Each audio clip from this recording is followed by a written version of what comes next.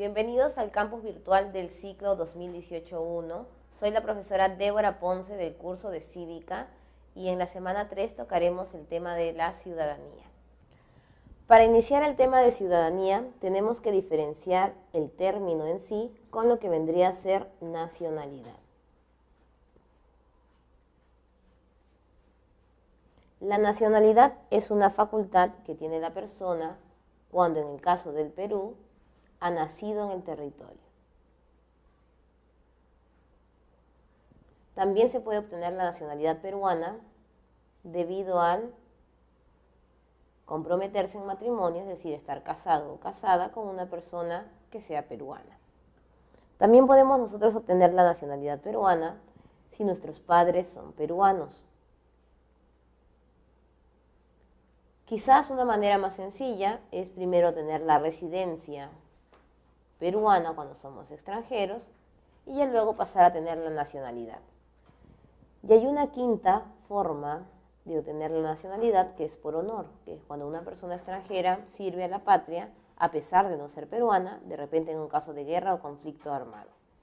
En este caso la nacionalidad se puede dar a distintas edades, desde que son pequeños, pueden ser mayores de edad, y sin importar también el tiempo en que se encuentran en el Perú, debido a que algunas son por opción, pero otras sí es necesario tener un tiempo de residencia exacto para poder recibir la nacionalidad. En el caso de la ciudadanía, luego que ya uno es ciudadano, tiene los derechos políticos.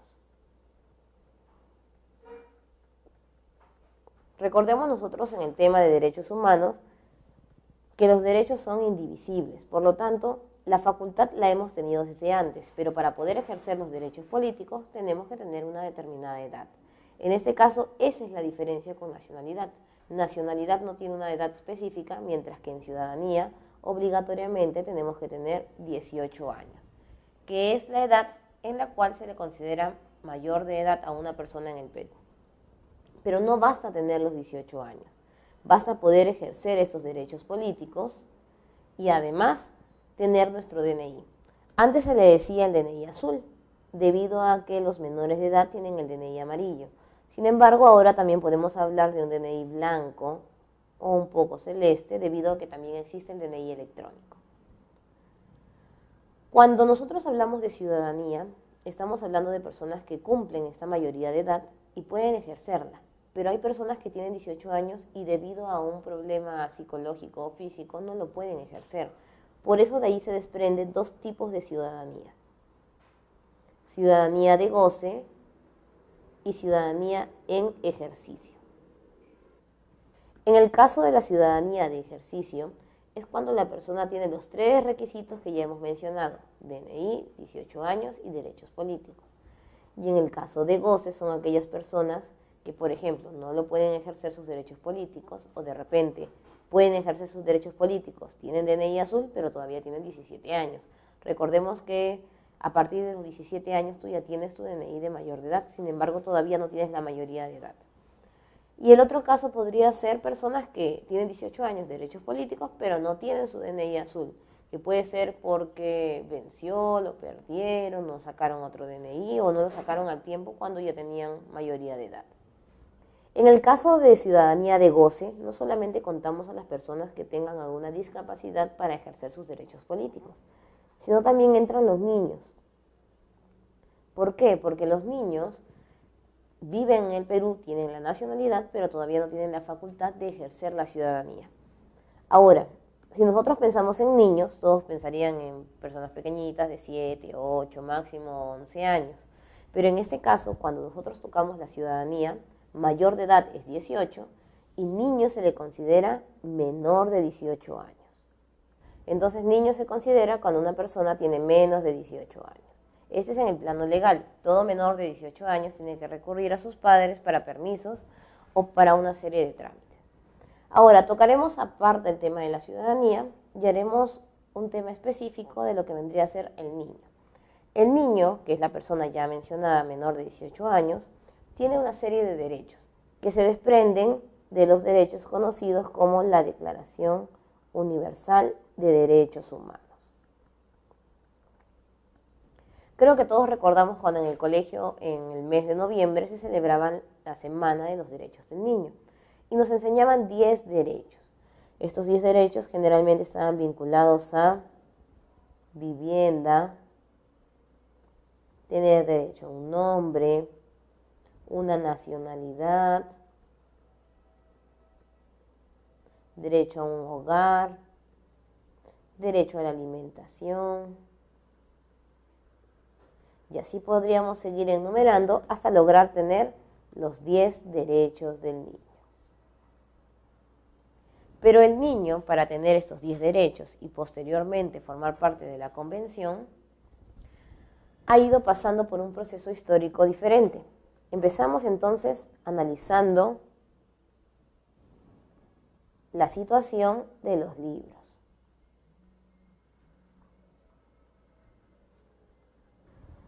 Se escribieron 2 libros, uno en Inglaterra y otro en Estados Unidos, uno por K.D. Ewing y la otra por Inglantan Yip, 2 mujeres que se dieron cuenta de la problemática que tenía el niño antes de tener derechos. Es decir, tenía la facultad, pero no tenía un documento que protegiese sus derechos. El niño era tratado como un adulto. A la hora de comprársele ropa, se le compraba la ropa de un adulto, pero en tamaño pequeño. El niño tampoco tenía la oportunidad de conversar con sus padres, debido a que se separaba el espacio del niño y del adulto. Por ejemplo, en el comedor tú encontrabas una mesa para los adultos y una mesa pequeña para los niños, que a veces se encontraba en el mismo espacio y otras veces en diferente espacio. También sabemos nosotros que los niños sufrían el problema de la protección de ley, es decir, si ellos tenían maltrato de los padres o de los profesores, en ese caso no se tomaba en cuenta, puesto que en esa época anterior a los derechos, la crianza autoritaria era principal. Entonces, tanto el padre como el profesor solían dar golpes a los niños para que puedan aprender mejor o para que se comportasen bien. En este caso, la ley no lo amparaba y si el niño quería denunciar a sus padres, no podía. Y otro tema importante es sobre la discriminación. Hasta ahorita se puede ver causas de discriminación a los niños, por ejemplo, a la hora de subir a un bus. Vemos nosotros que los escolares a veces no los quieren recoger o de repente los paran de sus asientos debido a que hay otras personas que van subiendo. Y antes de los derechos, esta situación de discriminación era aún mayor. Entonces, ¿cómo pasó la situación? Luego del libro, se dio la creación de los 10 derechos del niño, una declaración que tenía 10 artículos. La ventaja de estos 10 artículos es que era fácil de aprender por los niños. Hasta ahorita en los colegios se siguen enseñando estos 10 artículos. La facilidad de poderlos aprender hacía que el niño pudiese explicar estos derechos y podría también ya ir a la justicia a hacer defensa de estos derechos. Posteriormente de estos 10 se da una convención de los derechos del niño, que se da el 20 de noviembre, fecha en la cual también se dieron los 10 derechos. La diferencia son los años en que se promulgaron. La Declaración de Derechos del Niño solamente era una mera declaración. Los países no se podían comprometer a cumplirla porque no había un documento firmado. Así como teníamos nosotros Declaración Universal y pactos, los pactos podían hacer que se cumpla la declaración. En este caso surgió la convención para asegurar que los países cumplan lo dictaminado en los artículos anteriores. La convención tiene más de 50 artículos, exactamente 54. Y el problema de esta convención es que tienen dificultad para aprenderse. Nosotros no podemos aprendernos a veces 30 artículos de la Declaración Universal. Para niños todavía 54 es más complicado. Por eso que a pesar que existe la convención, se siguen enseñando los 10 artículos anteriores. ¿Qué es lo que busca esta convención? No solamente evitar la discriminación al niño, sino también el interés superior al niño. Si nosotros tuviésemos a un papá que tiene su hijo y el papá no le quiere pasar pensión de alimentos y encima ha perdido su trabajo, el juez va a dictaminar que este papá tiene que obligatoriamente buscar un trabajo para pasarle dinero a sus hijos. Entonces, este dinero a sus hijos va a tener que conseguirlo. Se le va a dar un plazo de repente de un mes hasta que consiga trabajo, pero inmediatamente va a tener que pasarle, aunque sea un monto mínimo, para que el niño tenga la alimentación, debido a que primero está el interés del niño, interés superior a él. Segundo, o bueno, en este caso tercero, serían los puntos de vista. Ahora nosotros nos damos cuenta que cuando hay un juicio frente a la tenencia del menor, se le consulta al menor si quiere quedarse con el papá o con la mamá. debido a que antes el juez decidía o los padres decidían con quién se quedaba. Cuando es menor de 7 u 8 años, el niño se queda con la mamá por razones biológicas y de afecto. Sin embargo, conforme pasan los años, él ya puede decidir si quiere quedarse con la mamá o con el papá. Además, no podemos dejar de mencionar que todos los derechos buscan el desarrollo pleno del niño en todos sus ámbitos, no solamente en los ámbitos de servicios básicos, sino también en los ámbitos sociales. No hemos mencionado aquí los dos más importantes en el ámbito social, que es derecho a una salud y derecho a la educación. Ahora, luego de haber analizado esta situación de los niños, pasamos a que el niño ya creció, ¿no es cierto? Ya tiene 18 años y en este caso entonces el niño ya es ciudadano. ¿Puede ser dejar de ser niño antes de cumplir los 18 años? Sí, hay casos específicos en los que se da. Por ejemplo, el matrimonio. Si se casa antes de los 18 años, y sí hay casos que ha sucedido eso, generalmente el varón de 16 años y la mujer con 14 años como mínimo, ya dejan de ser menores de edad porque están solventando o formando una familia. El título, en este caso un título universitario es muy complicado tenerlo menor de 18 años, pero sí hay títulos técnicos. No es el caso del título una obligatoriedad de que deje de ser menor de edad, pero hay padres que cuando ya ven que su hijo tiene título, le quitan entonces o van donde el juez para que se le considere como mayor de edad, frente a lo que son derechos políticos de alguna situación o derechos civiles. El votar o el participar siguen siendo exclusivos de un mayor de edad. Y tenemos también el caso de lo que vendría a ser el trabajo. Si bien sabemos que el niño puede trabajar desde los 14 años con permiso de los padres, hay quienes cuando ya se quedan huérfanos o están solos o no tienen el amparo de los padres, deciden empezar a ejecutar funciones como mayor de edad debido a que no tienen el amparo familiar. Y volvemos al tema de la ciudadanía. Entonces, ¿cuándo los mayores de edad no pueden ejercer sus derechos políticos? Es decir, no son niños, pero tampoco están en ciudadanos en ejercicio, es decir, siguen siendo de goce. En este caso, entonces, son bien llamados ciudadanos de goce aquellos que están facultados por la resolución de interdicción, también conocida como interdicto. ¿Cuáles son estos casos? Personas que son toxicómanos, es decir, alcohólicos o de repente consumidores de drogas. Estas personas las podemos encontrar de dos tipos. Las que se encuentran en la calle y ya han perdido conciencia de hasta dónde es su casa, y aquellos toxicómanos que trabajan y viven con nosotros. Cuando una persona ya no recuerda ni dónde es su casa, en este caso puede pedírsele un interdicto simplemente político, en el cual evitas que la persona acumule multas por el no ir a votar. Pero cuando la persona trabaja y vive con nosotros, el temor mayor es que vaya a utilizar nuestros bienes para conseguir la droga o el alcohol que necesita, por lo cual se le pide un interdicto civil. En este caso, él ya no va a poder hacer préstamos, ni comprar casas, ni empeñar cosas para no perjudicar el patrimonio familiar. Lo mismo pasa con los ludópatas. Generalmente el ludópata es aquella persona que piensa que el siguiente juego lo va a ganar.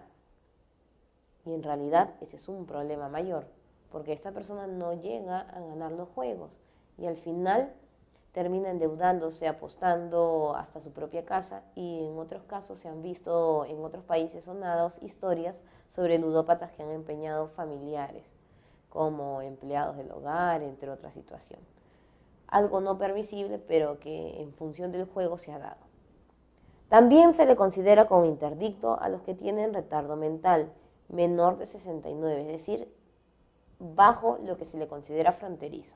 Estas personas no tienen la conciencia de realizar un voto, entonces si uno los llevase a votar sería un voto asistido, por lo cual es preferible pedir la interdicción. Hay casos muy particulares en los cuales las personas con interdicción pueden ir a votar, sin embargo en la mayoría se les suspende estos derechos. Sordomudo, ciego sordo y ciego mudo. En este caso, las personas que tienen complicaciones con los sentidos, si fuese uno el caso, por ejemplo un ciego, podría votar, ¿no?, en un sistema braille o algo especial, pero cuando la complicación es mayor, esta persona ya no tiene contacto con la realidad, por lo cual no tendría la conciencia para realizar un voto.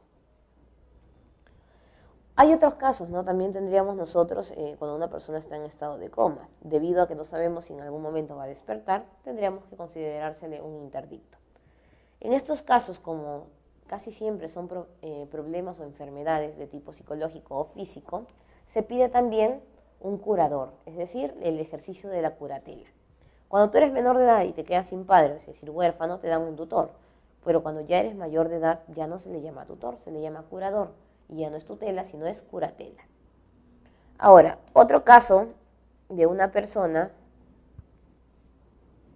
que no puede ejercer sus derechos políticos es aquellas personas que están en la cárcel, o de repente no están en la cárcel, sino en arresto domiciliario, siempre y cuando sea una pena privativa. No confundir privativa con preventiva, que no es lo mismo.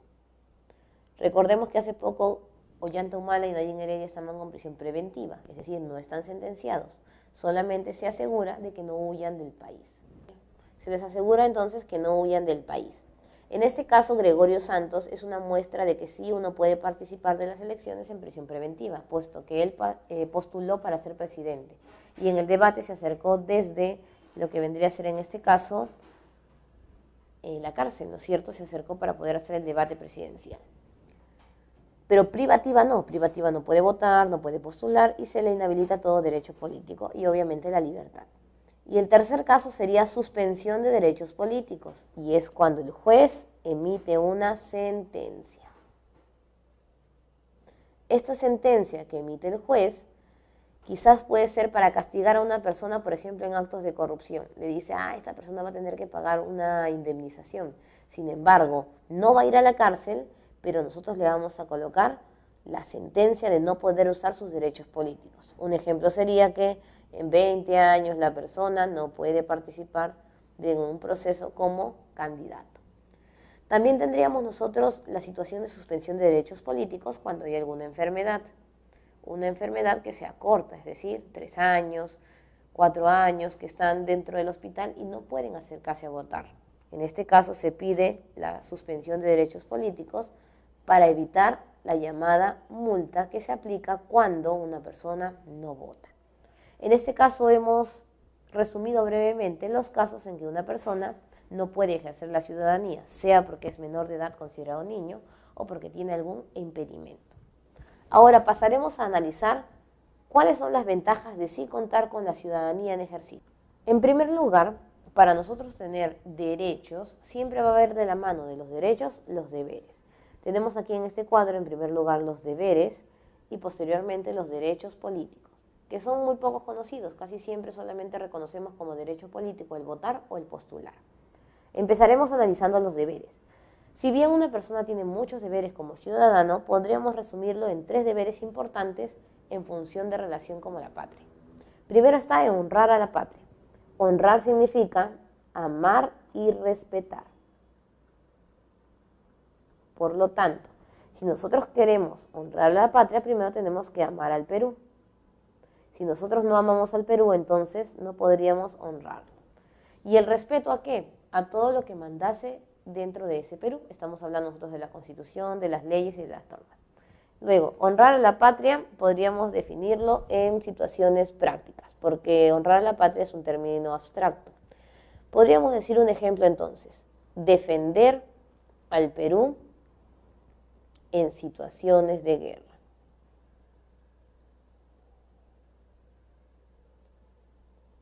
Imagínense que ahorita tuviésemos una guerra y necesitarían personas que vayan al frente del ejército. Entonces los jóvenes tendrían que ofrecerse como voluntarios. Antes los héroes hacían ello. En el caso de nosotros, en nuestra época, se ha perdido un poco la defensa frente a esas situaciones. En segundo lugar, uno más sencillo sería defender al Perú frente a insultos.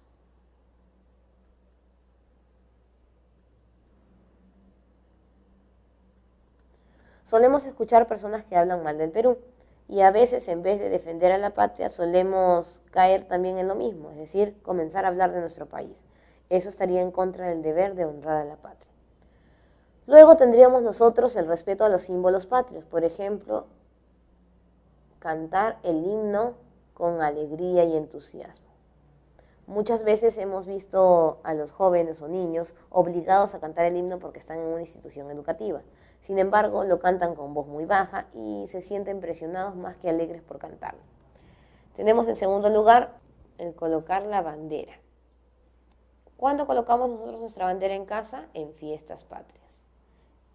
El problema es que las personas no colocan su bandera en fiestas patrias por amor al Perú. Muchas veces lo hacen porque en cierta municipalidad colocan multas.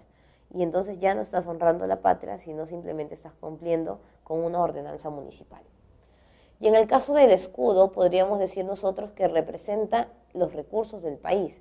Tendríamos que reconocer cuáles son los elementos que se encuentran en este escudo y además no solamente reconocerlos, sino también cuidar nuestros recursos. Si bien la escarapela no es un símbolo patrio, es un símbolo de identificación, podríamos colocar entonces el usar la escarapela en fiestas patrias, puesto que las personas cuando estaban en colegios son obligadas a utilizarlos, pero fuera de ese colegio ya se olvidan de utilizar ese símbolo de identificación. Ahora, como segundo deber tenemos nosotros defender la Constitución, y no solamente la Constitución, sino también todo tipo de leyes. Y defender involucra dos cosas: cumplir personalmente las leyes y hacerlas cumplir. Suele pasar que hay muchas personas que cumplen las leyes, pero no denuncian actos de violación ante las leyes. O también suelen haber personas que dicen a otros que cumplen las leyes, pero ellos mismos no las cumplen. En este caso, las dos causas son formas de transgredir el deber de defender la Constitución. Y por último, y no menos importante, está el pago de impuestos y tributos. En este caso, algunos lo ven como no necesario debido a los actos de corrupción que tiene nuestro país. Piensan que el dinero que vamos a depositar como pago de tributos va a terminar de repente en el bolsillo de los gobernantes o similares, ¿no? Pero en este caso, los pagos de impuestos son importantes para mejorar el ornato de la ciudad. Si nosotros no pagamos impuestos, no vamos a tener, por ejemplo, en la municipalidad, que puedan tener camiones de basura para recoger la basura a tiempo, que arreglen los sistemas de alumbrados públicos, entre otras situaciones que son necesarias este cobro de impuestos. Y para terminar, tendríamos nosotros la forma en la cual ejercemos nuestros derechos políticos. Hay dos formas de participación, que generalmente es la participación activa, como le llaman, dentro de la política, que puede ser postulando, siendo candidato, entre otros. Y el de control, que si bien es una participación inactiva, porque lo hacemos desde casa, no nosotros poniéndonos en personaje dentro de los mecanismos de participación ciudadana, sirve para anular representantes que nosotros hemos elegido anteriormente. Vamos a pasar a analizar primero los mecanismos de participación. Está el más conocido, el voto o sufragio. ¿Hasta qué edad tenemos la obligatoriedad de votar? Hasta los 70 años. ¿Eso qué significa? Que a los 71 yo ya estoy no obligado a ir, sino es un voto voluntario. No estamos diciendo que a los 70 es voluntario, sino a los 71 en adelante. El problema que tiene nuestra sociedad actual es que debido a que el curso de cívica se dejó de enseñar por mucho tiempo, los jóvenes tratan de llegar, creo, a la edad de 70 años para ya no ir a votar. Sin embargo, personas mayores de las generaciones pasadas tienen más de 70 años y a pesar que saben que no es obligatorio, ellos gustan de ir a votar para cumplir con su deber cívico. Además, el voto es libre, nadie te puede obligar por quién votar y es un voto secreto, tampoco estás obligado a decir por quién has votado. Tengan mucho cuidado para entonces con lo que nosotros conocemos como la boca de urna, que es cuando los periodistas te preguntan por quién has votado. Y a veces suelen decir a las 4 de la tarde quién es el ganador por boca de urna. Este ganador por boca de urna puede generar problemas, puesto que no es el verdadero conteo de la OMPE. Y si una persona gana en conteo de boca de urna y no gana en el conteo de la OMPE, va a pensar que es fraude, cuando en realidad son simples opiniones. Y luego tenemos nosotros la reforma constitucional. ¿Qué significa ejercer la reforma constitucional? Si de repente nosotros vemos que nuestra constitución debe ser cambiada o anulado en alguno de sus artículos, pedimos con el 0.3 de la población votante, no de toda la población del Perú, sino de los que están inscritos en el padrón, reformar la Constitución. En este caso no conviene mucho. Recordemos nosotros que por mucho tiempo la Constitución peruana ha sido modificada y cambiada siempre. Y esto generaría más problemas de los que tenemos ahora. Luego tenemos también la iniciativa legislativa, que no es nada más y nada menos que hacer leyes a través de los llamados proyectos de ley. Toda ley ha sido antes un proyecto y tiene que ser aceptada por el Congreso. Así como los congresistas, el presidente y otros funcionarios del Estado tienen la facultad de poner proyectos directamente a la revisión de la comisión, porque tienen la iniciativa legislativa activa, nosotros tenemos una iniciativa legislativa diferente. Podemos también hacer proyectos de ley, pero debemos juntar el 0.3% de votos de los que se encuentran inscritos en el padrón, ¿no? A través de cómo, del apoyo por las firmas. El problema es que los que tienen iniciativa legislativa inmediata no tienen tanta dificultad de trámites para llevar su proyecto de ley. En cambio, nosotros tenemos la dificultad de que primero tenemos que llevarlo a la oficialía mayor, luego tiene que pasar al despacho, hasta que pueda ser analizado recién por una comisión. Y el mecanismo más importante de este grupo de participación no solo es el voto, sino el referéndum, que es un voto diferente. Es marcar sí o no estamos de acuerdo con algún proyecto de ley, o con una ley en sí, con alguna decisión de autoridad, entre otras situaciones. Los dos referéndums más sonados en los últimos tiempos ha sido el del FONAVI, de los fonavistas, y la revocatoria de Susana Villarán. En el caso del FONAVI se nos preguntó si queríamos que se le devolviese el dinero a los fonavistas que en su época invirtieron para este sistema de seguro que permitía construir casas, ¿no es cierto? En este caso, la población votó que sí, entonces se les devuelve el dinero a los fonavistas.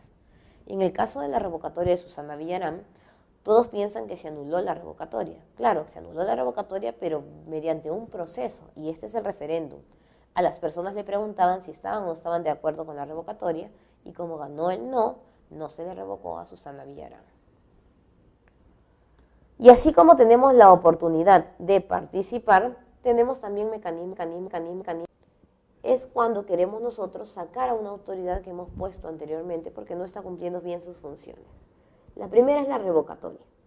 ¿Cuándo vas a pedir la revocatoria de una autoridad? Cuando esta autoridad ha sido elegida por el pueblo, es decir, por el proceso electoral. Por ahí vendrán a la mente alcalde, regidores, gobernadores regionales, consejeros regionales, y no podemos dejar de mencionar el juez de paz. El juez de paz no es todo tipo de juez, es un juez específico que es elegido en los centros poblados. Entonces las personas que lo eligieron lo pueden también destituir. Algunos dirán, si son autoridades elegidas por nosotros, ¿dónde está el presidente y el congresista? El presidente y el congresista no están sujetos a revocatoria. El congresista en realidad es irrevocable, irrenunciable, entre otras características que veremos más adelante, y el presidente está sujeto a la vacancia presidencial. Cuando nosotros queremos revocar, por ejemplo, al alcalde, no solamente lo revocamos a él, también revocamos inmediatamente a sus regidores. Eso pasó con lo de Susana Villarán. La gente esperaba que iba a llegar una cédula donde solo estaba la foto de Susana Villarán y marcaban si están o no están de acuerdo. Pero en realidad no fue así, aparecieron las fotos de todos los regidores. Y como ustedes saben, la mayoría de personas conoce a su alcalde y no conoce a su regidor. Entonces no sabían si trabajaban o no trabajaban bien. Y comenzaron a analizar, ¿no? A este sí lo conozco, a esto ahí sí que lo revoquen. Este tiene un apellido de una autoridad conocida también, que lo revoquen. Esos no, esos han trabajado bien porque no los conocemos. Y en realidad esa es una situación problemática. No conocer a nuestras autoridades para que puedan ser sujetas a revocatoria. La revocatoria es un pedido, 25% de la población pide que se le revoque a una autoridad. Sin embargo, toda la población restante tiene que pasar por referéndum para decir si están o no están de acuerdo con esta revocatoria. La revocatoria se pide a la OMPE, pero el Jurado Nacional de Elecciones se encarga de dar en sí el voto de aprobación para la revocatoria. Remoción. Tenemos nosotros entonces la facultad de quitar a personas de su cargo cuando nosotros no lo hemos elegido, sino cuando lo ha elegido una persona distinta a nosotros con más poder. Por ejemplo, los jueces son elegidos por el Consejo Nacional de la Magistratura. También tenemos nosotros los directores de colegios, los directores o encargados de hospitales públicos, entre otros. En el caso de la remoción, los más conocidos para remover son los jueces, y estos van a ser inmediatamente destituidos de su cargo. Tengan cuidado con lo que vendría a ser los ministros. Los ministros no son elegidos por nosotros, pero podrían ser removidos, claro está, pero ellos están sujetos a la interpelación por parte del congresista, que ya también veremos más adelante esta situación. Y luego, por último, no puedes revocar a una persona si no le has preguntado si ha cumplido o no sus funciones. Para ello pasamos a la rendición de cuentas, que es un kit que se va a pedir en la OMPE, que es una serie de preguntas que se le va a dar a una autoridad. Tiene 60 días para responder si está o no está de acuerdo con las preguntas pronunciadas y verificar e informar a la población que está haciendo un buen uso del dinero. Generalmente la rendición de cuentas es en función financiera. Y si luego tú ves que no quedas convencido frente a ello, recién pasas a pedir revocatoria o remoción. No se puede pedir rendición de cuentas en el primer año, debido a que es el primer año que está ingresando, son pocos meses nada más, y está tocando el cargo de otra persona que lo ha dejado recién. Y el último año, porque el último año se realiza elecciones. Por ejemplo, para revocar a un alcalde se han revocado hasta diciembre del año pasado. Este año ya no se puede revocar, puesto que las elecciones son en octubre de este año. Y existen dos mecanismos de control que nosotros no utilizamos porque estamos alejados de comunidades nativas o campesinas, o de repente no tenemos a cargo una organización social.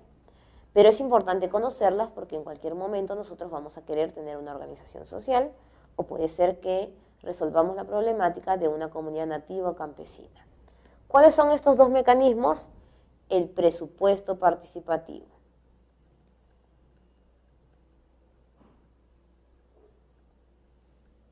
Y el otro es la consulta previa. ¿Qué cosa es un presupuesto participativo? Antes el alcalde se reunía con sus regidores para saber el destino del presupuesto de dicha municipalidad. Y guardaban así un cachito de dinero solamente para las organizaciones sociales. ¿Cuáles son estas?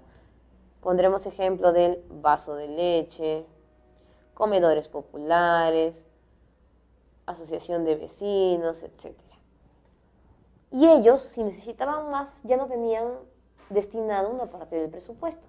En este caso, entonces, como ahora es presupuesto participativo, cada vez que el alcalde quiera destinar el uso del presupuesto, ellos deben estar presentes. Y el otro caso, que es la consulta previa, es como un referéndum, pero de tipo comunal, ¿no es cierto? Si yo como presidente, como ministro, quiero colocar, por ejemplo, una empresa minera, una mina, quiero comenzar a explotarla en un determinado lugar o quiero construir una carretera, voy entonces a tener que consultarle al grupo nativo cercano que vive allí si está o no está de acuerdo. Imagínense que quiero poner una carretera en donde vive la comunidad Xaninca. Tengo que consultarle a los Xaninca si están o no están de acuerdo. Lamentablemente en el Perú funciona al revés. Primero ponen la mina o hacen la obra y luego les hacen la consulta previa. Por eso se dan cuenta que muchos representantes de comunidades se acercan al Congreso para solicitar se pare la obra que se está realizando y en este caso se les haga recién la consulta previa que no se les hizo en su momento correcto. Y es así como nosotros hemos terminado los mecanismos de participación ciudadana. La próxima semana tocaremos el tema importante de partidos políticos y organizaciones sociales, puesto si alguno de ustedes quisiese formar uno de ellos. Ahora, jóvenes, luego de haber analizado la teoría, pasaremos a resolver las preguntas de la semana 3. Tenemos la pregunta número 1. Un padre de 2 hijos menores de edad padece de una enfermedad terminal y decide vender su negocio, único sustento económico que tiene la familia para donar el dinero a una ONG.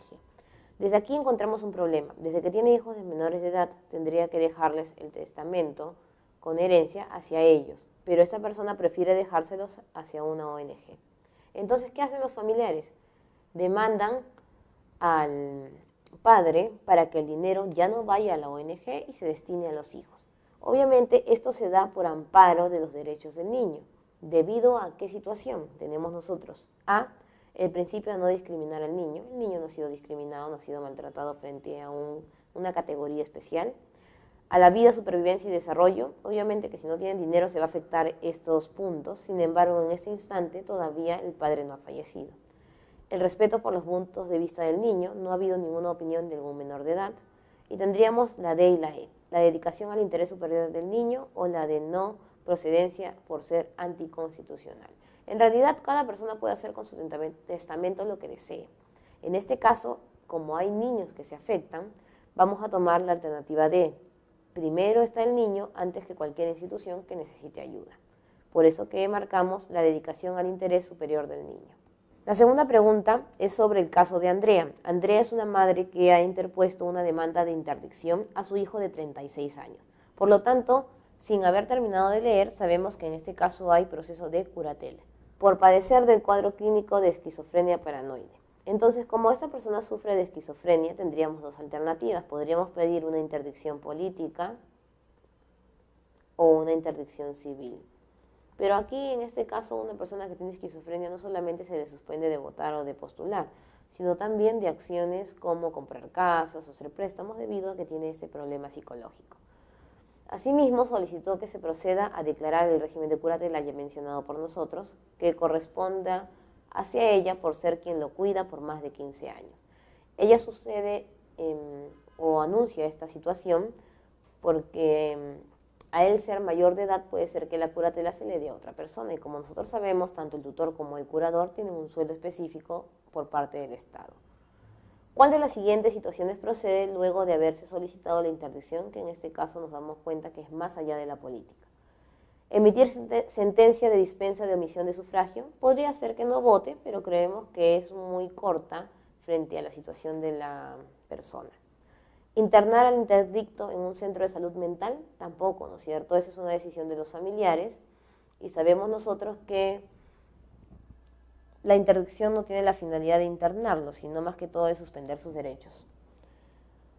Declarar que el curador vote en representación del interdicto. No podría hacerse porque si una persona va a llevar a la persona a votar sería un voto asistido y el voto asistido no está permitido. A menos que lo haya determinado el juez, claro está. Emitir sentencia de inhabilitación solo de derechos políticos. La palabra solo hace alusión a de que no podríamos tomar en cuenta los otros derechos, que estaría bien los derechos políticos, pero el solo lo inhabilita. Declararlo incapaz de ejercer sus derechos civiles. Frente a la primera, que sí es correcta también, la segunda es más completa, porque habla tanto de lo político como de lo civil. Entonces nos quedamos con la letra B. La tercera pregunta nos permite relacionar lo que son mecanismos de participación ciudadana con algunos casos. Vamos con el primer caso. El Jurado Nacional de Elecciones convoca a consulta popular la derogación de la norma regional de Ancash. Derogar una norma no puede ser un proceso de revocatoria. Consulta previa tampoco porque no es una comunidad, por lo tanto estaríamos optando por utilizar un referéndum. Luis solicitó a la OMPE que se admita el trámite de destitución a un alcalde. Destituir a un alcalde significa también revocarlo. El Estado dialoga con la comunidad. Desde que mencionan que dialoga con una comunidad, estaríamos hablando entonces de la consulta previa, para lo cual tendríamos como respuesta 1B, 2C y 3A. Nos quedaríamos con la letra B.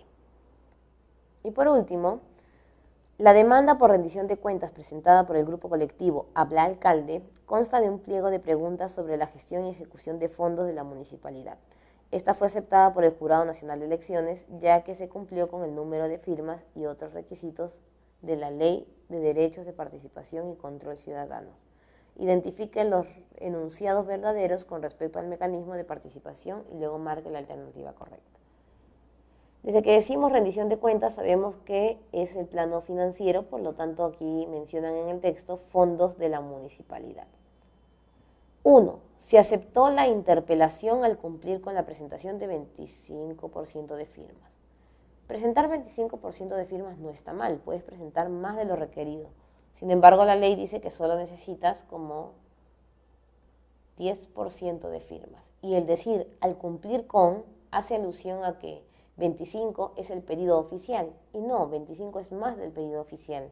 Por lo tanto, esta no sería correcta. Una vez notificado, el alcalde está obligado a responder en un plazo de 60 días. Sí, hemos dicho que cualquier persona tiene el plazo de 60 días para responder. Y estas personas que pueden ser sujetas a rendición de cuentas pueden ser tanto personas por revocatoria o por remoción. La 3 también sería correcta. Se interpela respecto a la ejecución presupuestal y uso de recursos. Nos mencionan arriba fondos de la municipalidad. Fondos, presupuesto y recursos tienen que ver con el plano financiero. Por lo tanto, la 3 también es correcta. Y tenemos como respuesta 2, 3, 4. Letra B. Tengamos cuidado con el término interpelación. En este caso, la interpelación se utiliza como sinónimo de rendición de cuentas porque están hablando de la rendición de cuentas. Pero solo la interpelación hace alusión al Congreso cuando interpela a un ministro. Bueno, jóvenes, después de haber resuelto las preguntas, damos por concluida la teoría y la práctica de la semana 3 de Cívica y los invitamos a seguir repasando las semanas que se han ido estudiando.